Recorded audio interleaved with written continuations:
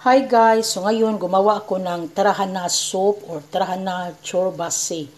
So ito guys is one of the traditional Cypriot soup. So ang ginagawa sa tarhana guys is bulgur rice. Oh yan, makikita ninyo dyan. Tapos bulgur rice and then sheep milk or gatas ng karnero. Tapos yogurt. So, pakuluan mo lang siya guys hanggang malalambot siya. Lagyan mo ng maraming tubig. Hindi naman as in marami ha. Pero lagyan mo siya ng tubig kasi pakuluan mo pa siya para maging soft siya more.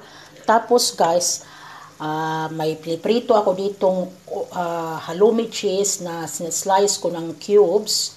Tapos olive oil ang gamit ko. So, para siyang crouton. So, pag maging brownish, dark brown na siya, so ilagay mo siya dito sa tarhana soup guys. So yan ang isa sa mga traditional Cypriot soup.